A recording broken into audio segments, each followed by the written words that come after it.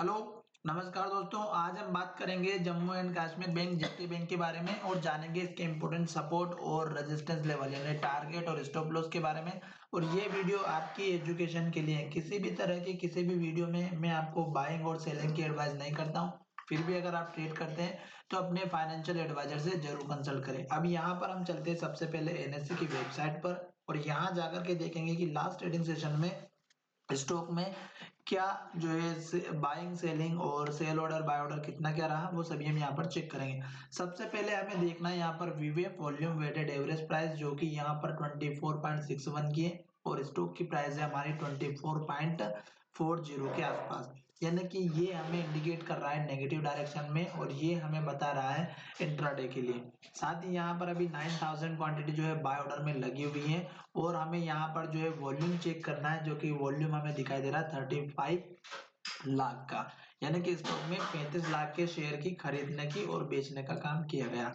अब यहाँ पर देखिएगा डिलीवरी परसेंटेज जो है यहाँ पर आपको अगर दिख रहा होगा तो यहाँ पर बहुत ही बढ़िया है। स्टॉक में जो डिलीवरी परसेंटेज है वो हमारा 58% का है। ये एक हमारा एक प्लस पॉइंट दिखाई दे रहा है। स्टॉक में डिलीवरी जितनी ज्यादा होती है स्टॉक के चांस बहुत ज्यादा होते हैं बढ़ने के।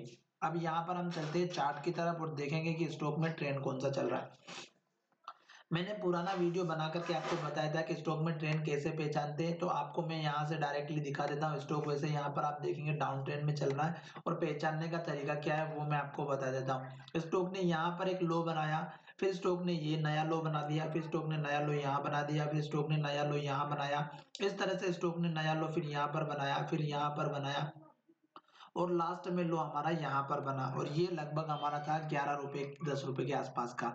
11 रुपए का इस लो बनने के बाद स्टॉक में एक मूवमेंट आया और पिछला हाई था इसको तोड़ा और एक नया हाई यहाँ पर बनाया और इस लो के ऊपर स्टॉक ने यहाँ पर लो बनाया। तो कहने का मतलब ये है कि इस लो को ब्रेक नहीं किया और लो ऊपर बनाया, तो यहां तक स्टॉक जो है यहां से लेके यहां तक डाउन ट्रेंड में रहा। आगे से भी डाउन ट्रेंड में चल ही रहा था। उसके बाद स्टॉक ने जो लो बनाया वो यहां पर बनाया, आप देख रहे होंगे। और स्टॉक ने जो है लो ऊपर बनाया तो स्टॉक में एक अप ट्रेंड मूवमेंट आना स्टार्ट हुआ और जो इस हाई को ब्रेक करने के बाद एक नया हाई बना दिया यहाँ पर और दूसरी बार भी इसने यही इसके पास हाई बनाया और यहाँ पर भी देखिएगा इसने ये हाई बनाया। तो लगभग इसने 20 रुपए के आसपास का एक लेवल बनाया। फिर स्टॉक में यहाँ से लेके एक छोटा सा डाउन ट्रेंड रहा, फिर यहाँ से आप देखेंगे तो यहाँ से फिर इसने एक जो है मूवमेंट दिया अप ट्रेंड की तरफ और स्टॉक यहाँ से लेके एक डाउन ट्रेंड के बाद अप ट्रेंड में आना स्टार्ट किया। लॉन्ग टर्म बेसिस पर देखें तो स्टॉक ऑलरेडी अप ट्रेंड में चल रहा था क्योंकि इसने लो यहाँ बनाया, फिर लो यहाँ पर बनाया, फिर लो यहाँ पर बनाया और अब इसके बाद लो इसने यहाँ पर बनाया था जो हमारा बना है 21 रुपए 30 पैसे का। और ये अगर आप देखेंगे तो यहाँ पर देखिएगा इस कैंडल का लो इस कैंडल के हाई के पास में लगभग इस कैंडल का जो लो बना था यहीं पर इसने जो है सपोर्ट लिया। अब इसके बाद इस लो के बनने के बाद स्टॉक ने यहाँ पर एक लो बनाया और ये लो हमारा बना पिछले लो से ऊपर 22 रुपए 85 पैसे का। अगर आप देखेंगे तो इसने दो बार यहाँ पर सपोर्ट लेने की कोशिश की और इस लो को भी नहीं तोड़ा। पर यहाँ पर एक प्रॉब्लम ये है कि स्टॉक ने पिछले हाई को भी ब्रेक नहीं किया। हो सकता है स्टॉक इस लो को ब्रेक ना करे और स्टॉक यहां से फिर से एक अप मूवमेंट में चला जाए क्योंकि स्टॉक ने लास्ट ट्रेडिंग सेशन का जो हाई बनाया 25.10 का बना और यहां पर इसकी जो ओपनिंग प्राइस थी वो भी 25 रुपए 20 पैसे का था। यानी कि स्टॉक ने हाई तो बनाया पर जो कल का जो लो था लेटेस्ट 2 दिन पहले की कैंडल का लो, ये लो भी 23 रुपए का था और इसने इसको ब्रेक नहीं किया पर इसने इन्वर्टेड हैमर कैंडल बनाई और लो के पास में क्लोजिंग दी है। अब कहने का मतलब ये है कि अगर इस कैंडल का लो जो हमारा 22 रुपए 85 पैसा है अगर ये ब्रेक होकर के नीचे जाता है स्टॉक तो डाउन ट्रेंड स्टार्ट हो जाएगा क्योंकि स्टॉक यहां तक अप ट्रेंड में चला और ये लास्ट का लो था। अब स्टॉक इस लो को तोड़ेगा तो गिरावट आएगी और दूसरी बात इसके हाई को ब्रेक नहीं करता है तो अप ट्रेंड भी नहीं कंटिन्यू रहेगा। अगर यहाँ पर सपोर्ट लेकर के ऊपर जाता है तो पहला टारगेट आप इस कैंडल का हाई रख दीजिएगा जो कि 26 रुपए का और दूसरा लेवल इस कैंडल के हाई से 10 पैसा नीचे रखिएगा, ये है 27 रुपए का। तो आप 26 रुपए 90 पैसे का रख सकते हैं। ये आपका मेजर सपोर्ट लेवल हो गया। इस लो के बाद यहाँ पर ही हमारा लो बना है क्योंकि अगर स्टॉक यहाँ पर आप पीछे दे आकर के चेक करेंगे तो आपको समझ में आ जाएगा क्योंकि स्टॉक ने यहाँ एक लो बनाया, फिर स्टॉक ने यहाँ पर लो बनाया, फिर लेटेस्ट लो यहाँ पर बनाया। जब ये लो टूटा तो इसने नया लो बनाया और फिर एक नया लो यहाँ पर बनाया। पर अगर ओवरऑल ओवरऑल ट्रेंड देखा जाए तो अप ट्रेंड में था, पर यहाँ से लेके यहाँ तक तो आपके लिए डाउन ट्रेंड ही रहेगा। तो इस तरह से ये लेवल्स हो गए सपोर्ट के।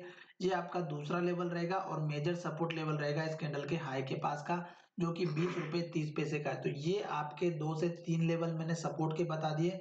अब बात करते हैं स्टॉक में ऊपर के लेवल्स की। तो आपको कुछ भी नहीं करना है, ये जो अभी लेटेस्ट का हाई बना है ये मैं आपको पहले बता देता हूँ कि कहाँ से आपको ये लेवल मिला है। तो आप देख सकते हैं इस कैंडल का अगर आप लो देखेंगे यहाँ पर, इस लो को तोड़ने के बाद इसने यहाँ पर लो बनाया था, एग्जैक्ट बनाया 27 रुपए 10 पैसे का।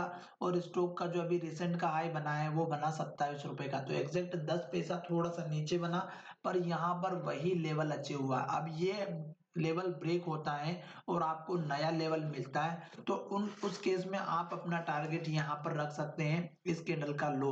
और ये हमारा 29 रुपए 15 पैसे का। तो यहाँ पर ये लेवल इसलिए इंपॉर्टेंट है क्योंकि यहाँ पर भी इसने सपोर्ट लिया, एक यहाँ पर भी लिया और एक यहाँ पर भी लिया। तो 3 बार इसने सपोर्ट लिया, तो 29 रुपए का आपका नेक्स्ट लेवल रहेगा। सपोर्ट लेवल में बता चुका हूँ।